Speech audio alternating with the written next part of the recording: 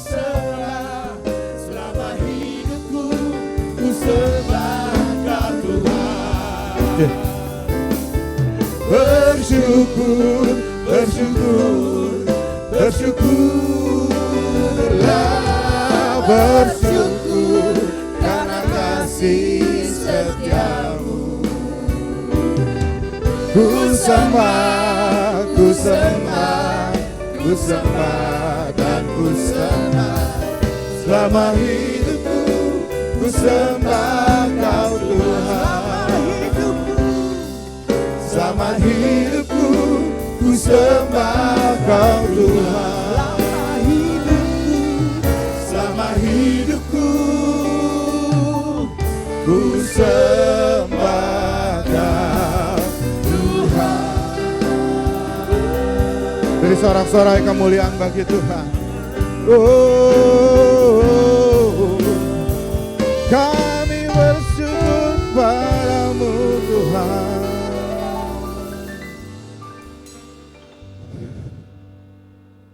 Bapa dalam surga, kami sudah berbicara kepada Tuhan dalam nyanyian dan doa. Kiranya Tuhan berkenan mendengar doa dan pujian kami. Sekarang saatnya kami duduk diam, kami mendengar suara Tuhan. Roh Kudus pimpin kami semuanya, baik hamba-Mu yang penuh dengan kelemahan dan dosa ini. Tetapi biarlah dengan belas kasihan-Mu, hamba boleh Engkau pakai untuk menyampaikan hanya apa yang menjadi isi hati Tuhan. Roh Kudus juga yang bekerja di dalam setiap anak-anak Tuhan yang hadir di tempat ini, supaya mereka boleh membuka hati mereka, supaya mereka boleh fokus dengan tidak mau diganggu oleh apapun, sehingga mereka boleh mendengar Tuhan. Terima kasih ya Bapa. Di dalam nama Tuhan Yesus kami siap mendengarkan firman Tuhan. Haleluya. Amin. Silakan duduk. Terima kasih Bu Dewi dan juga para singers dan para imam musik untuk pelayanannya. Hari ini harusnya sahabat saya yang berkhotbah di sini, yaitu Pendeta Henry Salakparang. Saya sudah minta dia untuk khotbah kira-kira 2 bulan yang lalu. Tahu-taunya hari Rabu kemarin dia WA saya. Kan harusnya hari ini dia bilang dia khotbah di Ciputat jam 8, jam 10 di sini. Tapi ternyata hari Rabu dia diingatkan oleh pendetanya bahwa jangan lupa ya bro, hari Minggu jam 10. Lalu dia langsung telepon saya gitu. Ya, saya bilang nggak apa-apa gitu ya. Tapi saya minta waktu Yuyu tuh susah banget gitu. Akhirnya dia kasih ke saya waktu tanggal 1 September. Jadi 1 September Pak Henry akan datang melayani kita. Saudara-saudaraku, kita masih mau merenungkan surat Yohanes, di mana surat Yohanes itu bercerita banyak sekali tentang petunjuk hidup bagi orang-orang yang sudah lahir kembali, bagi orang yang sudah percaya kepada Tuhan Yesus. Dan kali ini tema kita adalah sebuah perintah ya, yang sudah diinisiasi, diawali oleh Tuhan Yesus dan ditekankan lagi oleh Rasul Yohanes di dalam suratnya di 1 Yohanes itu, yaitu tentang perintah apa saudara? Perintah untuk, ada yang tahu tema hari ini? Untuk mengasihi. Dan kita akan lihat dari 1 Yohanes 2, surat 1 Yohanes 2 ayat 7 sampai ke 11. Saudara boleh membuka Alkitab saudara, boleh lihat juga di layar dan membacanya dalam hati, memperhatikannya, dan saya akan membacakannya bagi Bapak Ibu Saudara. Dan saya akan membacanya dari Alkitab terjemahan baru yang terakhir, yang kedua ya. Tapi enggak masalah, saudara boleh baca dari terjemahan baru. 1 Yohanes 2 ayat 7 sampai 11, demikianlah firman Tuhan. Saudara-saudara yang kekasih, bukan perintah baru yang kutuliskan kepadamu, melainkan perintah lama yang kamu miliki sejak semula. Perintah lama itu ialah firman yang telah kamu dengar. Namun kutuliskan kepadamu perintah baru juga, yang benar di dalam Dia dan di dalam kamu.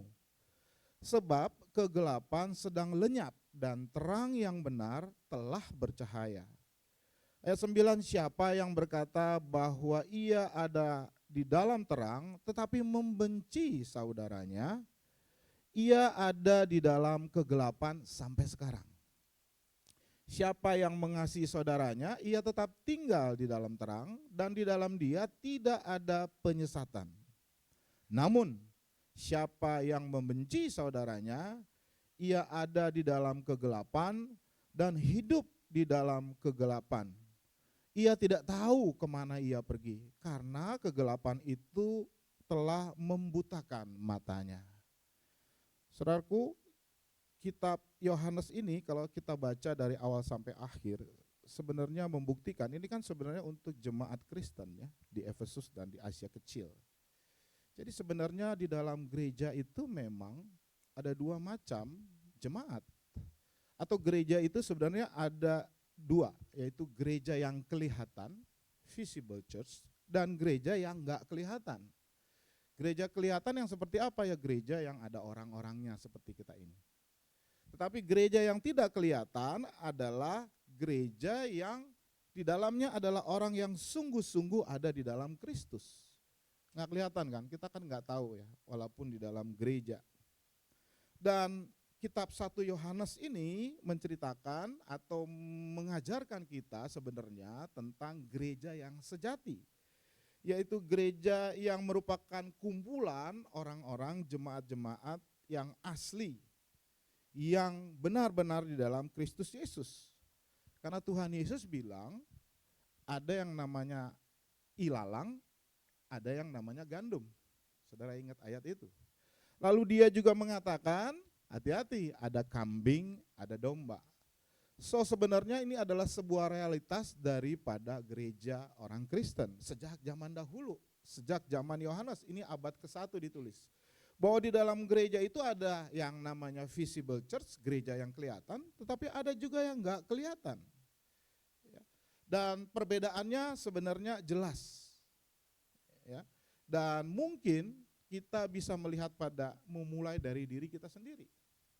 Kita ini sebenarnya gereja yang sejati, anggota gereja yang sejati, apa tidak? Apakah kita sudah benar-benar lahir baru dan benar-benar mengenal Tuhan? Karena Tuhan Yesus juga pernah bilang kepada orang-orang yang Kristen dalam tanda kutip. Dia katakan bahwa dia bilang sendiri ya bahwa bukan orang yang ngomong kepada dia Tuhan Tuhan yang masuk ke dalam kerajaan surga. Tetapi orang Kristen yang sejati yang masuk ke dalam kerajaan surga adalah orang yang melakukan firman-Nya. Amin ya.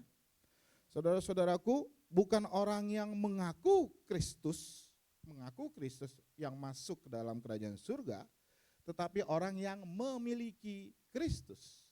Bukan orang yang profess Christ, tetapi yang possess Christ. Ya. Karena memang lebih mudah mengaku Yesus daripada memiliki Yesus. Tetapi Yohanes mengajarkan kita tentang kepastian soal orang yang benar-benar diselamatkan. Dia di dalam surat Yohanes ini, kita sudah masuk yang ketiga, itu sebenarnya menceritakan serangkaian rambu-rambu. Kalau di lalu lintas ada rambu-rambu, di dalam perjalanan kita juga ada rambu-rambu yang harus kepadanya kita bercermin gitu ya. Untuk mengkonfirmasi, oh ya benar, saya adalah orang yang sudah lahir baru dan saya orang yang mengenal Allah. Dan minggu lalu kita membahas yang dibawakan oleh Pak Horas ya, tentang mengenal Allah. Siapa itu orang yang mengenal Allah? Ayat 3 sampai 6. Sederhana sebenarnya dikatakan, adalah orang yang menuruti perintah Allah. Ya. Dan hari ini kita akan membahas satu perintah itu. Perintah apa itu? Yaitu perintah tentang bagaimana mengasihi.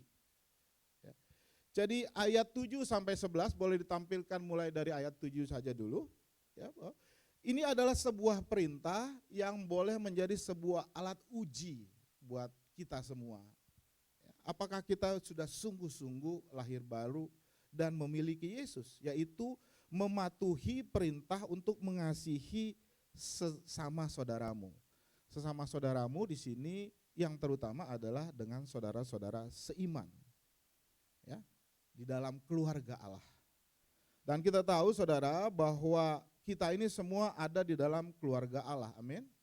Dan kita diminta untuk saling mengasihi apapun keadaannya, saudara-saudara kita.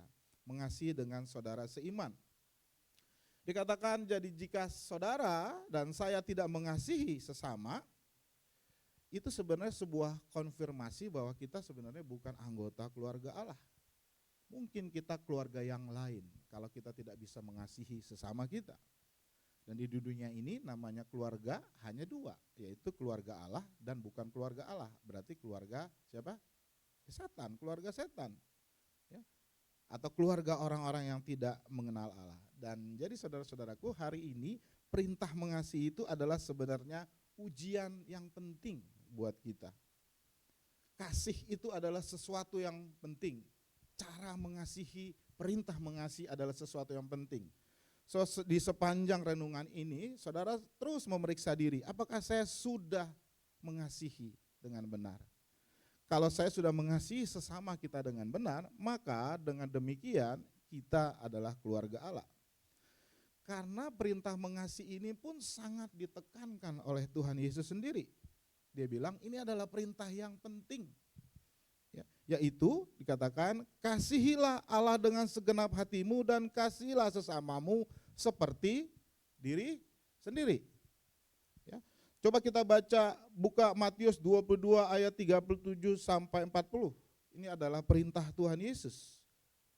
Dikatakan jawab Yesus kepadanya, kasihilah Tuhan Allahmu dengan segenap hatimu dan dengan segenap jiwamu dan dengan segenap pikiranmu, akal budimu.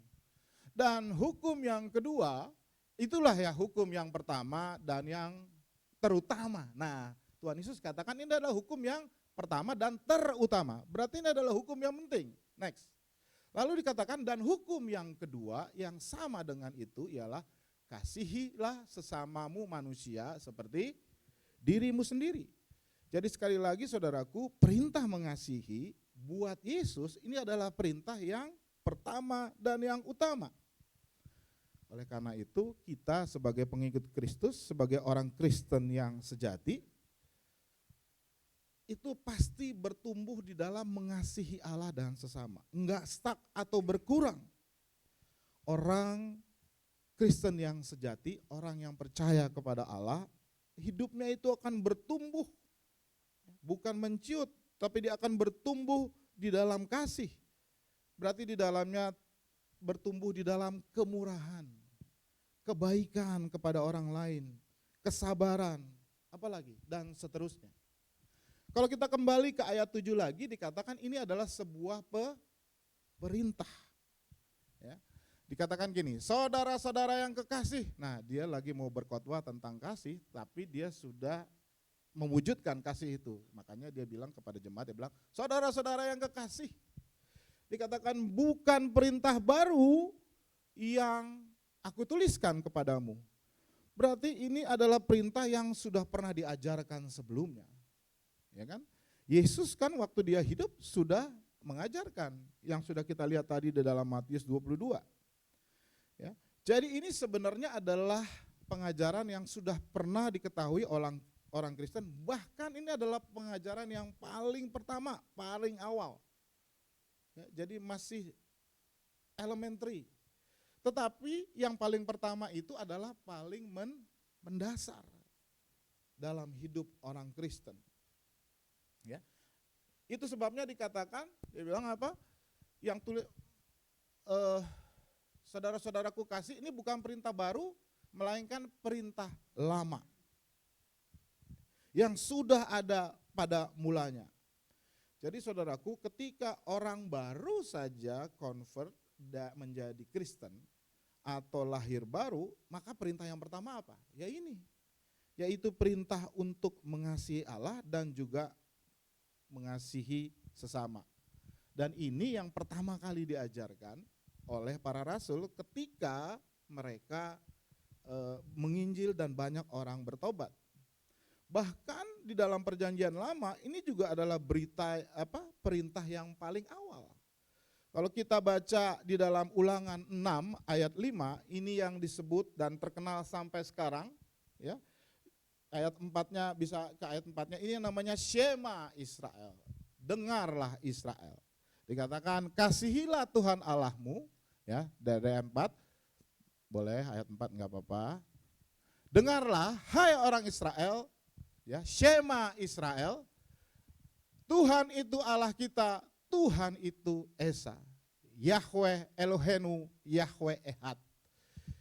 Ayat 5 dilanjutkan, makanya kasihilah Tuhan Allahmu dengan segenap hatimu dan dengan segenap jiwamu dan dengan segenap kekuatanmu.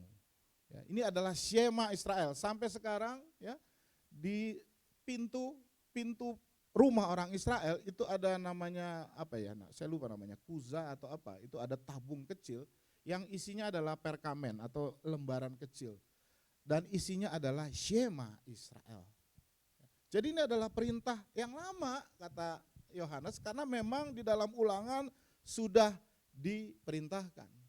Lalu di dalam Imamat 19 ayat 18 orang Israel diajarkan juga, kamu sebagai orang Yahudi diajarkan juga. Dikatakan yang bagian bawah dia, kasihilah sesamamu manusia seperti dirimu sendiri. Lalu Yesus mengcombine ini, menyatukannya di dalam Matius 22 yang tadi kita baca. Kasihilah Tuhan Allahmu dan kasihilah sesamamu manusia seperti diri sendiri. Jadi sekali lagi Yesus memberi perintah adalah perintah yang utama yang harus kita lakukan. Dengan demikian kasih kita itu harus mengalir. Dan itu hanya muncul karena kasih dengan Allah. Dan itulah yang membedakan kasih orang Kristen dengan kasih orang lain. Karena kasih orang Kristen itu muncul dari kasihnya Allah. Berarti semakin kita mengasihi Tuhan, bertumbuh dalam mengasihi Tuhan, maka kasih kita kepada sesama juga pasti semakin bertumbuh. Saudara setuju? Yang setuju katakan amin. Tapi sebaliknya juga, kalau kasih kita kepada saudara kita, sesama kita semakin berkurang, itu berarti kasih kita kepada Allah juga semakin berkurang. Jadi saudara-saudaraku, itulah yang dikatakan oleh Yohanes ketika dia katakan ini adalah perintah yang lama yang sudah diajarkan dalam perjanjian lama, bahkan sudah diajarkan juga oleh Tuhan Yesus, dan kamu sudah memiliki ini sejak lama, sejak mulanya. Lalu ayat 8 dia mengatakan, tapi atau dengan katanya di sisi lain ini adalah juga perintah baru yang aku tuliskan. Namun perintah baru juga yang kutuliskan kepada kamu. Tadi perintah lama, sekarang perintah baru. Kita perhatikan selanjutnya. Karena ini adalah perintah baru yang ternyata benar di dalam dia. Dia itu adalah Kristen. Lalu bagaimana sebenarnya perintah mengasihi ini dikatakan perintah yang baru. Ini adalah perintah lama tapi juga perintah baru. Saudara-saudaraku perhatikan bahwa Yohanes mengatakan ini perintah baru karena dua hal. Yang pertama, dia baru dalam kualitasnya. Jadi secara mengasihi dengan kualitas yang baru atau dalam kedalamannya, deepnya. Ini yang diajarkan perintah baru oleh Tuhan Yesus untuk mengasihi ini adalah lebih dalam. Tadi Imamat mengatakan bahwa kasihilah sesamamu seperti diri sendiri. Tetapi apa yang Tuhan Yesus ajarkan tentang cara mengasihi? Coba lihat di dalam Yohanes 13 ayat 34. Aku memberikan perintah apa? Baru kepadamu, yaitu supaya kamu saling mengasihi. Sama seperti aku telah mengasihi kamu, demikian pula kamu harus mengasihi. Nah, mengasihi yang seperti apa saudara-saudaraku? Tadi ayat yang sudah dibaca oleh Bu Emi adalah bahwa kasih yang sejati adalah seperti kasihnya Kristus. Itu adalah kasih yang agape. Kasih seperti apa sih? Karena dia mau merendahkan diri, betul ya? Dia adalah Allah, tetapi dia mau merendahkan diri. Satu, kasih yang mau merendahkan diri. Kedua, kasih yang mau berkorban. Kalau berkorban tuh sakit apa enggak sih? Sakit ya. Jadi tidak ada kasih agape yang sejati tanpa pengorbanan. Tidak ada kasih tanpa pain. Jadi mengasihi itu painful. Benar ya? Mengasihi itu sakit. Saya ingat dulu Bang Andi bilang ya, kalau kita mau berkorban, kasih persembahan, dulu ini ceritanya dia ya. Ya kalau kita buka dompet, warnanya masih abu-abu, ya. Lalu dengan enteng kita keluarin dari abu-abu tuh berarti 2.000, masukin, itu nggak sakit kan? Nggak sakit. Atau misalnya hijau 20 ribuan, hafal saya ya warna uangnya. Ya. Bagi satu orang mungkin ini adalah sebuah yang sakit karena duitnya dia tinggal ya 20 ribu itu seperti janda yang miskin. Tetapi kalau kita mengeluarkan masih belum dengan rasa sakit, katanya Bang Andi, yaitu belum dengan cara mengasihi. Tapi buka lagi, kalau udah ada warna merah, nah inilah yang menyakitkan. Ya, harus memberi warna merah. Tetapi memang begitu cara mengasihi. Berarti ini adalah sebuah perintah baru karena kedalamannya lebih. Karena di dalamnya adalah cara mengasihi dengan merasa sakit, painful. Inilah yang Tuhan ajarkan. Jadi yang pertama adalah bahwa Tuhan Yesus itu memberi sebuah perintah baru. Ya, dia menyebut perintah lama, cara mengasihi dengan perintah baru adalah karena itu dia lebih dalam, ke level yang lebih tinggi lagi. Kasih bukan cuma kasih kepada sesama seperti dirimu sendiri, tapi sebagaimana Kristus mengasihi saudara, yaitu dia yang mau turun untuk merendahkan dirinya dan berkorban bagi saudara dan saya di kayu salib. Jadi pertama saudara-saudaraku, ini adalah perintah baru karena kedalamannya. Karena kualitasnya yang dielaborasi lebih dalam lagi. Lalu seperti apa sih kalau dia bilang seperti aku mengasihi kamu? Ya, dia bilang gitu kan, kamu harus mengasihi sama seperti aku telah mengasihi kamu. Kasih apa itu seperti kasih Kristus? Yang pertama adalah Yesus ngasih tidak pernah berhenti. Terus tidak pernah berakhir. Kita lihat di dalam Yohanes 13 ayat 1 dikatakan, sama Yohanes 13 ayat 1, ya, sementara itu sebelum hari raya Paskah mulai, Yesus telah tahu bahwa saatnya sudah tiba untuk beralih dari dunia ini kepada Bapa.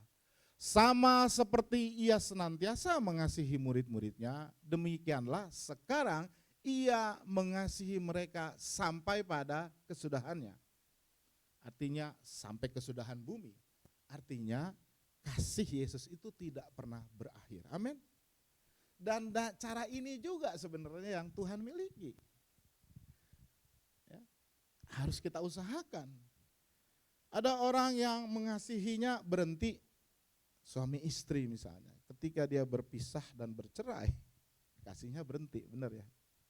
Nah, mungkin kasihnya berhenti dia masih menjadi suami istri. Banyak hal saudara-saudaraku yang membuat kasih kita nih berhenti. Karena harta, bisa aja. Orang ribut, bersahabat, tapi bisnis bareng, lalu ada perbedaan pendapat. Saya dulu bisnismen ya, tapi ketika ada teman-teman yang mau join tuh saya biasanya menghindari. Saya takut pertemanan ini jadi rusak karena bisnis. Betul ya? Karena materi. Karena materi bisa juga karena warisan misalnya. Tapi yang Tuhan ajarkan hari ini adalah bahwa kasih dia itu tidak pernah berhenti, amin. Dan dengan cara itu juga kita harus mengasihi. Itu sebabnya Tuhan Yesus bilang, berapa banyak saya harus mengampuni? Dikatakan berapa? 70 kali 7 kali. Bukan berarti saudara kalau sudah mengampuni 70 kali 7 terus berhenti, enggak. Tetapi dia mau mengatakan enggak pernah berhenti. Jadi kasih Kristus yang pertama adalah kasih yang tidak pernah berhenti. So mari kita mengasihi saudara kita juga enggak pernah berhenti, berakhir. Yang kedua, ya, kasih ini adalah tingkatannya lebih tinggi karena Yesus mendemonstrasikan kasihnya kepada murid-muridnya. Dengan cara apa? Dia merendahkan diri dan melayani. Coba kita baca Yohanes 13 ayat 4 sampai 5. Dikatakan, lalu bangunlah Yesus menanggalkan jubahnya, mengambil selah kain lenan, mengikatkannya pada pinggangnya. Lanjut. Kemudian ia menuangkan air ke dalam sebuah basi dan mulai membasuh kaki muridnya. Ini adalah sebuah tanda perendahan diri. Di dalam tradisi Yahudi, kalau orang memasuk ke rumah kita misalnya, maka kakinya harus dibasuh. Dan yang membasuh itu adalah budak. Berarti Yesus mau merendahkan dirinya jadi budak. Lalu mereka menyeka kakinya dengan kain yang terikat pada pinggangnya. So, saudara-saudaraku, yang kedua adalah bahwa Yesus mendemonstrasikan kasihnya dengan cara merendahkan diri, enggak sampai situ tapi dia melayani. Dan tentunya ini juga yang diminta kepada kita bahwa cara kita mengasihi adalah kita harus mau merendahkan diri. Artinya mengutamakan orang lain, bahkan mau berkorban ya, untuk orang lain. Dengan perkataan Tuhan Yesus katakan bahwa kamu juga harus mencuci kaki dari saudaramu, dari sesama kita. Yohanes 15 ayat 13 katakan begini, tidak ada kasih yang lebih besar daripada kasih seorang yang mau memberikan nyawanya untuk sahabatnya. Ini sudah tingkat dewa itu istilahnya. Udah tingkat yang tinggi, beyond kalau orang bahasa Inggris. Kalau bahasa Inggrisnya dikatakan bahwa mau memberikan nyawanya. Ya. Saudara-saudaraku, ini adalah sesuatu yang sulit. Tapi ini tidak harus kita artikan secara harafiah bahwa kita harus mati. Tetapi pada satu sisi mungkin ini bisa terjadi. Paling enggak di orang-orang Kristen abad pertama banyak orang yang mau mati untuk orang lain seperti yang Tuhan Yesus lakukan. Tetapi buat kita ini artinya kasih kita kepada orang lain itu harus ada pengorbanan. Harus rela untuk merendahkan diri. Dan tadi dia bilang harus punya daya tahan yang kuat, enggak berhenti di tengah jalan, endurance, dan harus dengan tekun. Jadi sekali lagi hal yang pertama kenapa ini disebut baru adalah karena kedalamannya, karena kualitasnya, karena beyond tadi, cara mengasihi yang levelnya sudah tinggi. Lalu hal yang kedua, ya, kenapa ini disebut perintah baru? Karena ada teladan. Yaitu teladan yang tinggi, yang istimewa, yang dilakukan oleh Tuhan Yesus. Yesus sendiri memberi contoh ya, cara mengasihi yang melampaui ekspektasi kita soal mengasihi. Ya. Yesus jadi model kasih yang namanya agape itu. Ya. Jadi ini adalah perintah baru dalam hal yang pertama adalah kedalaman maknanya. Yang kedua adalah contoh dari tindakan Yesus. Ketika dia hidup, dia melayani murid-muridnya. Tetapi ketika dia mati, dia mau mengorbankan dirinya, nyawanya, disiksa untuk keselamatan orang-orang berdosa. Dan ini pasti melampaui akal budi kita, pemahaman kita ya, yang dilakukan bagi kita. Bahkan orang-orang waktu dulu juga enggak sampai pikirannya ke sini. Kasih Abraham, Musa, Daud masih belum seperti ini. Makanya Yohanes bilang ini adalah perintah yang baru dan Yesus adalah contoh yang sempurna akan cara mengasihi melalui hidupnya dan matinya. Jadi cara inilah cara Tuhan kita Yesus Kristus sewaktu dia ada di bumi ini adalah yang disebut dengan perintah yang baru. Makanya dikatakan di situ di ayat 7 tadi, perintah lama itu dikatakan adalah ayat 8 tadi, di dalam dia dan di dalam kamu. Ya, 1 Yohanes 2 ayat 8 dikatakan, namun kutuliskan kepadamu juga perintah baru juga. Ya, perintah baru juga yang ada di dalam dia. Tadi kita sudah cerita, di dalam Yesus, ya seperti itu. Tetapi dilanjutkan apa? Di dalam kamu. Berarti kasih yang seperti Yesus itu, perintah baru itu harus ada juga di dalam kamu. Sebab kegelapan sedang lenyap dan terang yang benar telah bercahaya. Apa maksudnya? Pada 18 Juli yang lalu kan kita belajar ya, yang dibawa oleh Pak Yosua, bahwa terang dan gelap. Allah itu terang. Yang gelap itu siapa? Iblis. Dan ada 3 hal yang dia bilang yang kontras. Saudara masih ingat antara terang dan gelap? Terang itu adalah dia bilang kehidupan. Gelap itu adalah kematian. Ya. Istilahnya Pak Yosua kontras sinonimus. Ya. Kemudian terang itu adalah persekutuan dengan Allah dan persekutuan dengan sesama, tetapi gelap itu adalah permusuhan, perseteruan. Lalu lagi dikatakan bahwa terang itu adalah kebenaran, sedangkan gelap itu adalah dusta. Ya, Bu Dewi ingat. Jadi saudara-saudaraku, ini masih ada kaitannya dengan apa yang kita renungkan pada waktu tanggal 18 Juli, yaitu tentang terang dan gelap. Dikatakan bahwa kegelapan sedang lenyap. Kenapa? Karena Yesus sang terang itu sudah masuk ke dunia ini. Dan orang-orang yang percaya kepada dia adalah orang-orang yang di dalam terang. Atau disebut dengan anak-anak terang. Dan ketika terang itu masuk, maka kegelapan itu hilang. Maka ketika terang itu masuk, yang namanya perseteruan, yang namanya kebinasaan itu hilang. Tapi diganti menjadi persekutuan. Oleh karenanya saudara-saudaraku, ketika terang Yesus itu masuk, lalu terang ini ditularkan kepada orang-orang yang percaya kepada dia, maka ketika kita ada di dalam dunia, maka kita mulai menerangi dunia, betul ya? Jadi ini yang dimaksudkan oleh Rasul Yohanes, bagaimana terang itu ya mulai masuk dan menghilangkan gelap.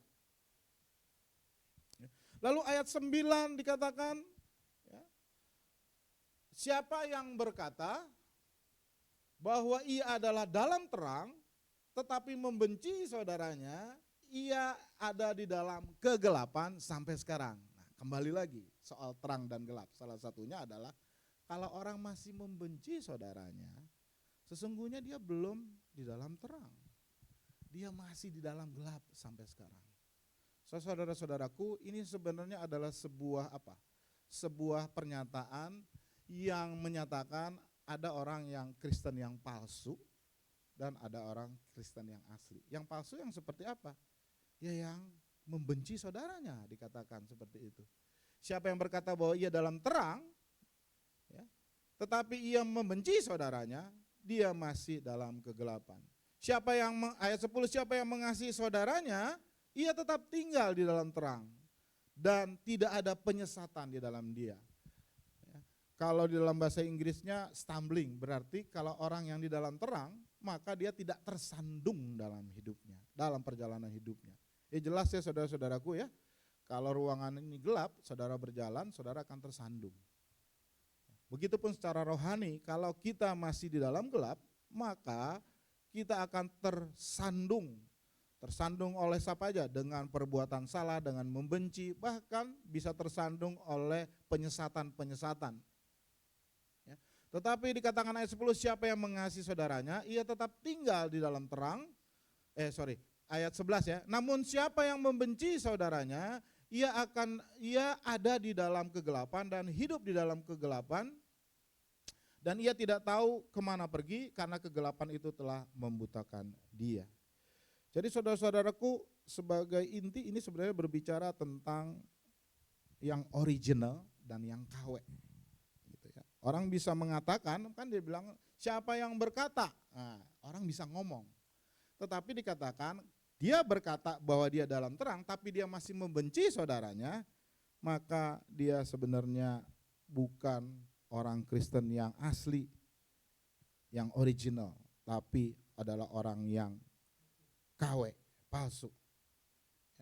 Berkata tetapi,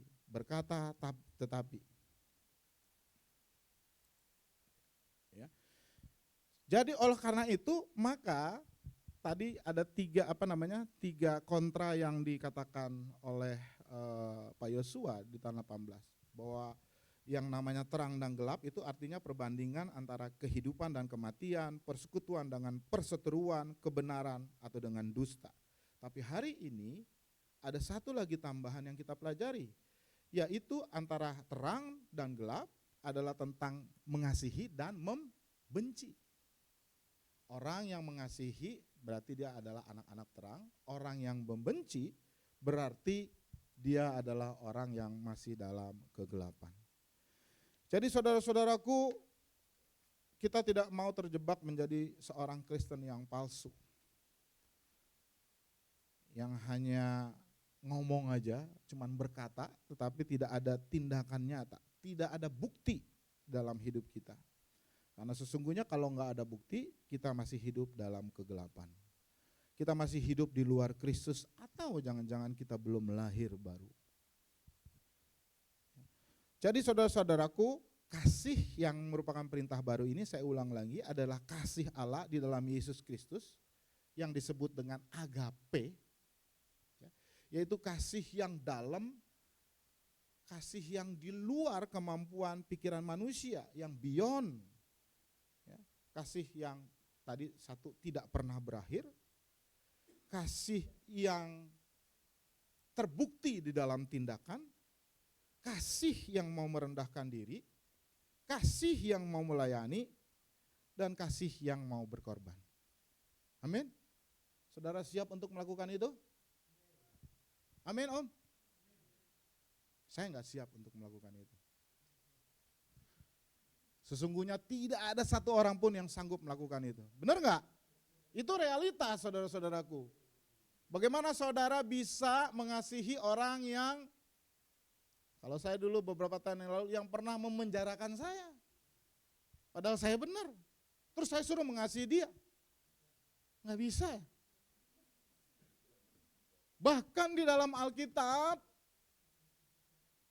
itu banyak tokoh-tokoh yang tidak bisa mengasihi secara sempurna seperti itu. Tadi saya sudah katakan. Daud itu adalah raja yang bahkan dibilang apa? Permata hatiku, yang dicintai Tuhan. Dia pun tidak bisa melakukan kasih yang seperti itu. Itu sebabnya ketika dia pengen apa? Pengen istri dari prajurit yang namanya Uria, dia bunuh si Uria. Bahkan di akhir hidupnya sebelum dia mati, dia bilang sama anaknya Salomo, jangan lupa, Yoab itu adalah panglima, itu adalah pengkhianat. Pokoknya kalau kamu nanti jadi raja menggantikan saya, jangan kamu biarkan dia masuk ke dalam kubur tanpa berlumuran darah. Saudara baca, berarti dia mau bunuh. Saudara-saudaraku, jadi apakah mungkin ketika Tuhan katakan, kamu mengasihi tanpa syarat, kasih agape, bisa nggak kita lakukan? Tapi kasih ini make sense ya, kan Yesus sudah mengorbankan hidupnya bagi kita. Tetapi nggak make sense dalam hati kita, dalam perjalanan hidup kita. Nggak bisa kita mengasihi yang seperti itu. Nah ini saya bikin saudara berpikir. Mungkin nggak kita melakukan itu? Nggak mungkin, sedangkan di dalam Alkitab banyak tokoh-tokoh yang tidak bisa melakukan seperti itu. Kenapa kita tidak bisa melakukan itu? Karena pikiran kita bisa mengerti, tetapi jiwa kita tuh nggak ada wadahnya untuk melakukan itu. Benar nggak? Benar. Kenapa? Karena setiap kita itu punya istilahnya realitas psikologi masing-masing yang membuat kita nggak mungkin melakukan itu. Dan itu terbentuk sejak kita lahir. Saudara perhatikan, ini sedikit ilmu psikologi perkembangan. Ya. Bahkan anak kecil saudara-saudaraku umur 0 sampai 2 tahun, ya, ketika dia lahir, siapa manusia yang pertama yang mereka lihat? Kalau anak baru bayi, bapaknya ibunya. Kalau yang dia dapatkan, suster ya, tapi dalam kehidupannya bapak ibunya. Ya. Tapi kalau setiap kali dia mendengar bapak ibunya berantem, saudaraku, dia pasti nggak nyaman. Dia nggak suka dengan namanya manusia yang diwakili oleh bapak ibu. Kok berantem terus? Dan tidak sadar dia sebenarnya di dalam jiwanya sudah mulai bertumbuh antisosial. Dia benci orang lain. Dan kalau ini bertumbuh terus dalam kehidupan yang seperti itu, maka jiwanya akan terbentuk menjadi orang yang antisosial, betul nggak? Menjadi orang yang nggak percaya dengan orang lain. Dan tidak heran akhirnya setelah dewasa, dia sulit untuk berbuat baik, sulit untuk mengasihi. Saya nggak tahu pengalaman Bapak Ibu Saudara seperti apa, tetapi setiap dari kita sebenarnya itu sudah dibentuk oleh pendidikan orang tua kita, lingkungan, apalagi lingkungan yang berdosa, yang akhirnya membentuk jiwa kita menjadi jiwa yang salah. Itu sebabnya semua yang ada di Alkitab, perintah mengasihi terutama hari ini, itu realisasinya nggak bisa kita lakukan. Betul nggak? Saudara harus jujur sama Tuhan. Sulit buat kita untuk mengasihi, karena struktur jiwa kita ini udah salah. Orang tua kita membiarkan, mendidik dengan baik, 0 sampai 2 tahun. Begitu mulai 3 tahun, dia ada sebenarnya secara alami dia perlu perkembangan yang lebih baik lagi. Tapi orang tuanya nggak ngasih. Kita mendidik anak-anak kita secara sadar maupun secara tidak sadar sebenarnya membuat anak kita merajut sebuah jiwa yang salah, bahkan jiwa yang rusak. Sehingga orang-orang yang seperti ini, atau termasuk orang-orang yang sudah dewasa yang jahat, itu susah untuk menerima perintah Tuhan. Perintah Tuhan itu ideal, benar dan logis, tapi nggak bisa masuk ke dalam hati. Manusia cenderung untuk mengabaikannya. Jadi gimana ini saudara-saudaraku? Susah sekali. Tapi saya mau memberikan satu ilustrasi begini. Ini saya yang ngajar dosen saya, dosen konseling, beliau doktor psikologi. Tapi ceritanya itu cukup berkesan buat saya. Satu saat ada seorang ibu hamil, tapi selain hamil dia punya 2 orang anak datang kepada dia. Dia berkata, "Pak Pendeta, saya satu hari memergoki suami saya sedang berhubungan seksual dengan pembantu saya. Saya sakit dan sangat sakit. Lalu saya katakan kepada suami saya, kamu pergi. Saya sedang mengandung susah, anak kita 2 saya urusin, kamu berbuat jinah, maka pergi dari rumah ini." Suaminya bilang, "Oke, gue pergi. Lu lihat ya, satu saat lu pasti ngerengek-ngerengek, minta gua datang. Oke, gua pergi." Pergilah dia. Tetapi ibu ini ya tetap bertahan dengan hidup sendiri. Sampai akhirnya dia dengar ternyata suaminya udah kawin lagi dengan seorang janda. Ya, mungkin itu udah berjalan puluhan tahun, 18 tahun kawin dengan janda. Ya sudah, dia makin sakit hatinya. Satu saat dia mendengar bahwa suaminya itu mengalami stroke.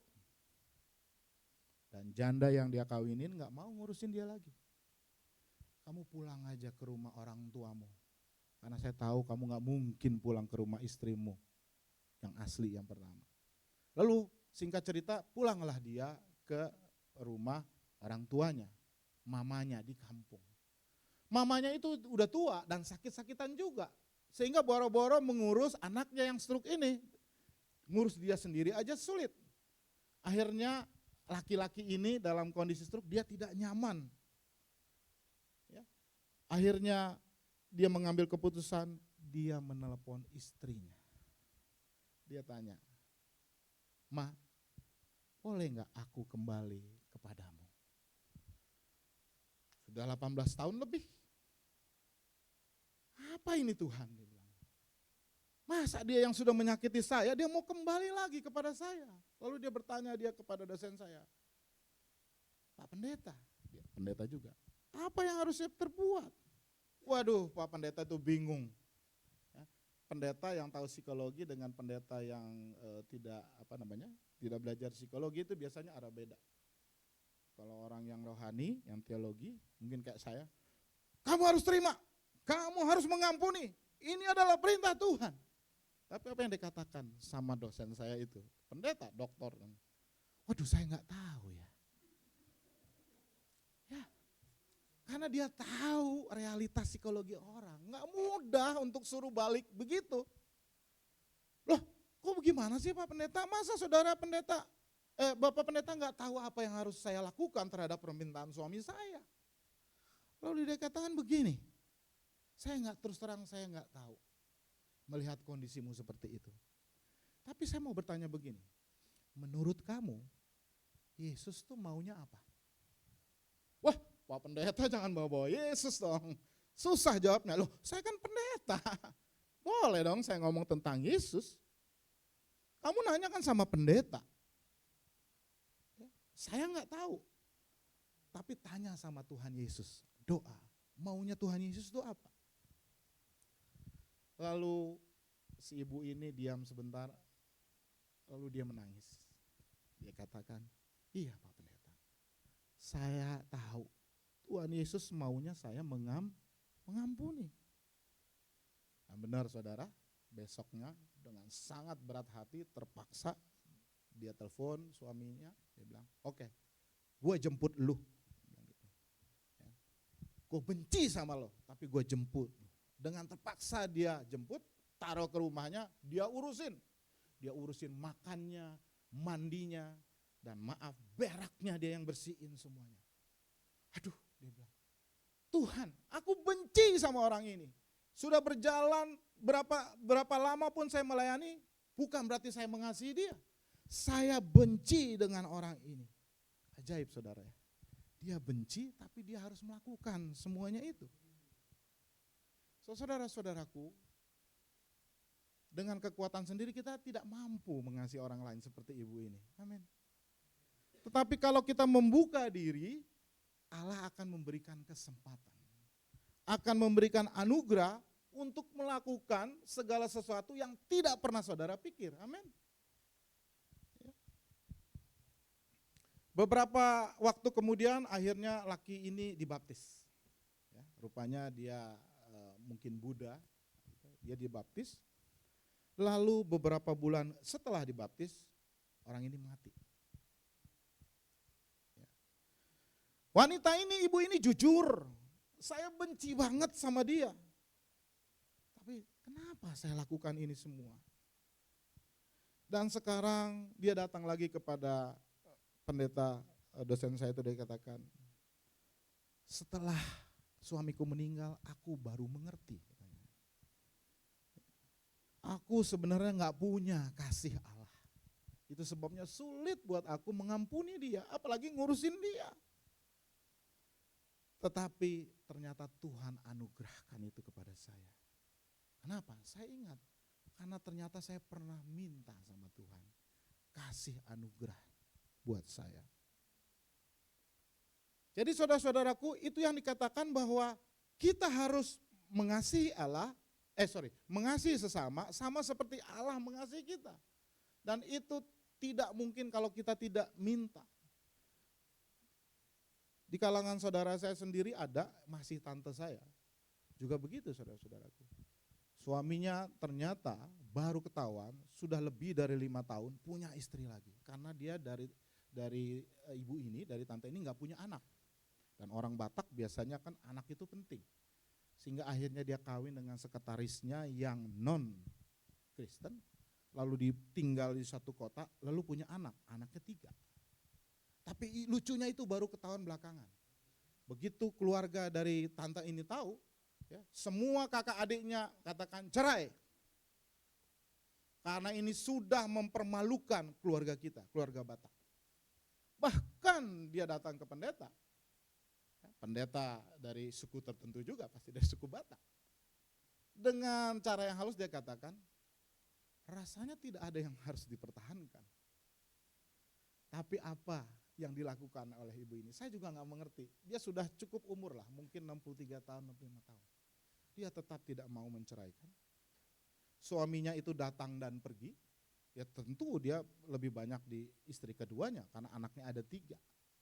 Dia tetap melayani, mengasihi, dan dia tetap melakukan aktivitasnya dengan sukacita.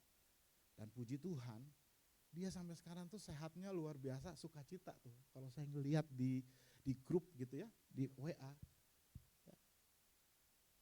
dia tuh bisa mengampuni, mengasihi. Itu di luar kemampuan, di luar kemampuan. Saudara mau minta sama Tuhan untuk dianugerahkan seperti itu?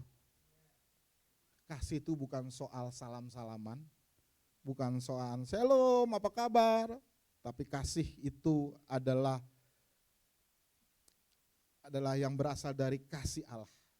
Dan kasih Allah itu pasti bisa mengubahkan hidup manusia. Coba kita baca 1 Korintus 2 ayat 9, dia katakan begini. 1 Korintus 2 ayat 9.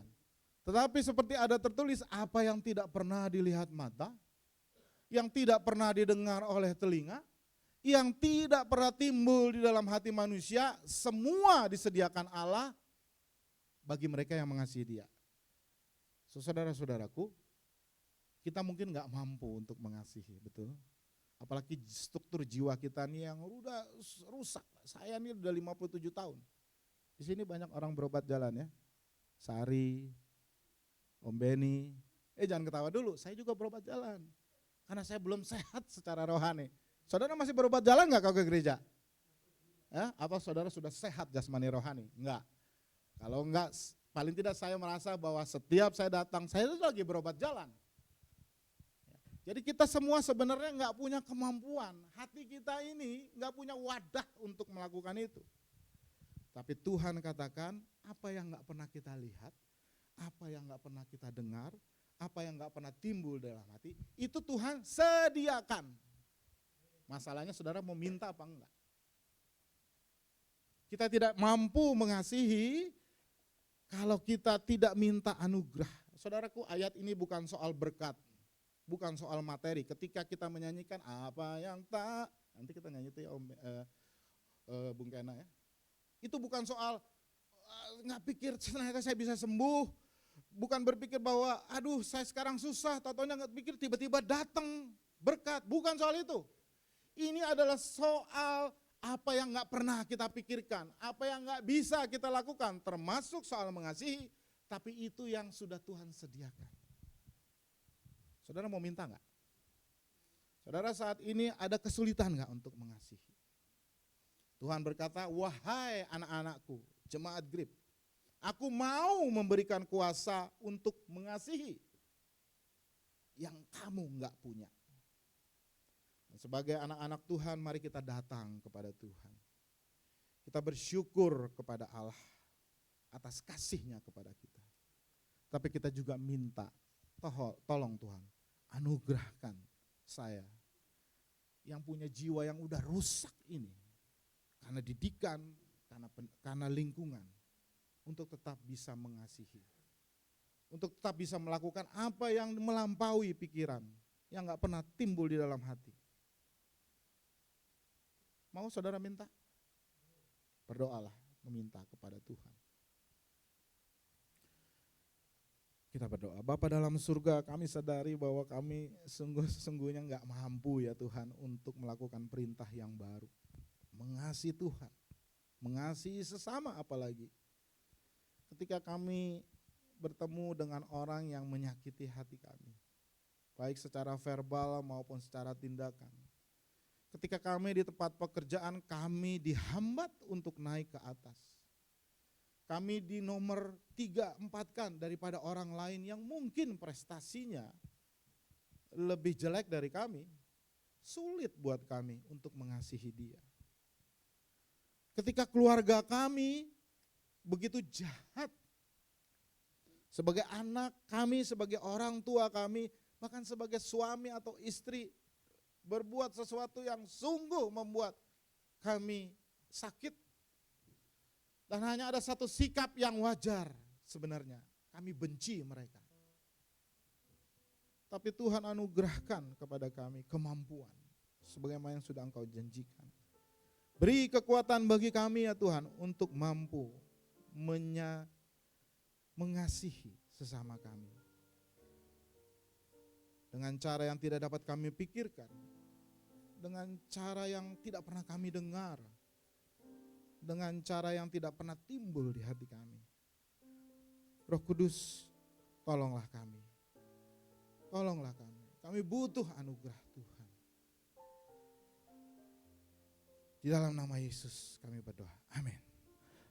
Apa yang tak pernah dilihat mata, yang tak pernah didengar telinga, yang tak pernah timbul di dalam hati, semua disediakannya bagi yang mengasihi Dia. Jemaat saja nyanyikan. Silakan bangkit berdiri.